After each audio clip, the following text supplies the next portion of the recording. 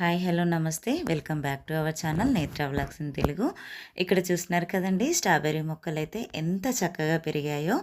ఇంత చక్కగా పెరిగి పూత అయితే స్టార్ట్ అయిపోయిందండి. మీకు గుర్తుందా? ఈ మొక్కలు పెట్టి అయితే కరెక్ట్ 1 మంత్ అవుతుందండి. 1 మంత్కే మొక్కలు చూడండి మంచిగా మనం పెట్టిన సాయిల్ మిక్స్లో సెటిల్ అయ్యి పూత అనేది ఎంత చక్కగా వచ్చిందో చూడండి. ఇంత బాగా పూత రావడానికి నేనేం ఫెర్టిలైజర్ ఇచ్చాను, అలాగే ఏం కేర్ తీసుకున్నాను అనేది అయితే ఇవాల్టి వీడియోలో టాపిక్ అండి. ఫస్ట్ టైం మన ఛానల్ని ఎవరైనా కొత్తగా చూస్తున్నట్లయితే ప్లీజ్ లైక్ చేయండి, షేర్ చేయండి, ఛానల్ని సబ్స్క్రైబ్ చేసుకొని వీడియో ఎలా ఉంది అనేది అయితే కామెంట్ చేయండి. నేను ఏం ఫెర్టిలైజర్ ఇచ్చాను అనే దానికంటే ముందు మనము ఈ స్ట్రాబెర్రీ మొక్కల్ని పెంచడంలో కొన్ని టిప్స్ అయితే షేర్ చేస్తానండి. అవి మీకు కూడా యూజ్ అవుతాయి. మనం ఈ స్ట్రాబెర్రీ మొక్కలకు నీళ్లు పోసినప్పుడు ఆకుల మీద కాకుండా మొక్క మొదట్లో పోయాలి అండి.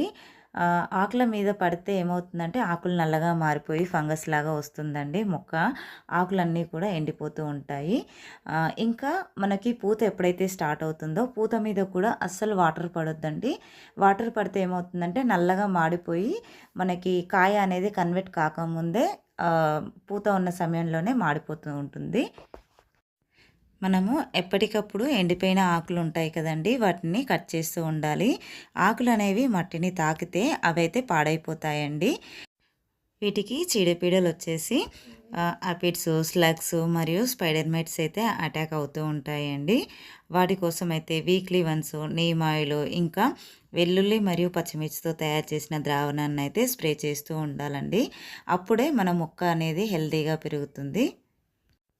ఈ స్ట్రాబెర్రీ మొక్కను నాటుకునేటప్పుడు ఎప్పుడూ కూడా క్రౌన్ పాట్ సాయిల్ పైన ఉండేలాగా చూసుకోవాలండి.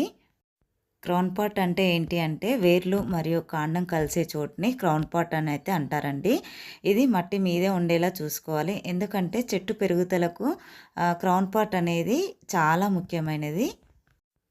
ఈ స్ట్రాబెర్రీ మొక్కలకు ఉన్న ఆకులు కానీ లేదంటే వీటికి వచ్చిన పువ్వులు కానీ నేలను తాకితే అవైతే పాడైపోతాయండి. అంటే సాయిల్ని తాకితే పెస్ట్ కూడా ఎక్కువగా వస్తుంది. అలా కాకుండా ఉండాలంటే ఆకులు కానీ వాటికి వచ్చిన ఫ్లవర్స్ కానీ మట్టిని తాకకుండా గడ్డి లేదంటే ఇలాగ కర్రల సాయంతో లేదంటే మనకి ఎండిపోయిన ఆకులు ఉంటాయి కదండి, మన గార్డెన్లో చాలా రకాల ఆకులు ఎండిపోతూ ఉంటాయి కదా, వాటన్నిటినీ కూడా ఇలా సాయిల్ మీద వేసి కప్పేయాలండి.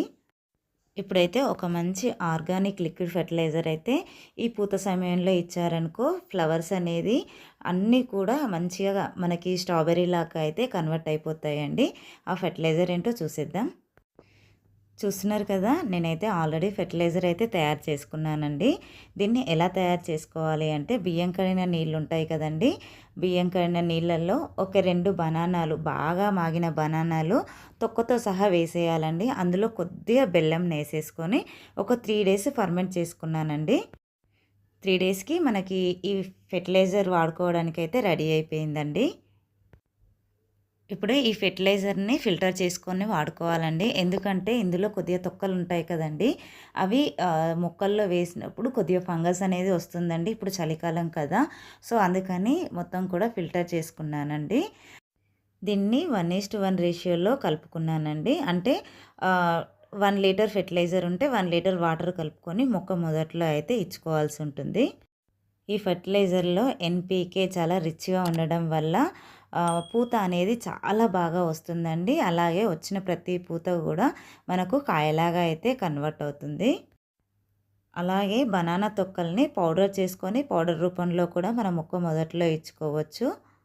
ఈ లిక్విడ్ ఫెర్టిలైజర్తో పాటు సాలిడ్ రూపంలో అయితే వర్మీ కంపోస్ట్ 15 రోజులకు ఒక్కసారి మొక్కకైతే అందిస్తూ ఉండండి. స్ట్రాబెర్రీలు అయితే చాలా చక్కగా మన గార్డెన్లో కూడా మనం పండించుకోవచ్చు. ఐ హోప్ ఈ వీడియో మీకు నచ్చిందనే అనుకుంటున్నాను. నచ్చితే లైక్ చేయండి, షేర్ చేయండి. అందరికీ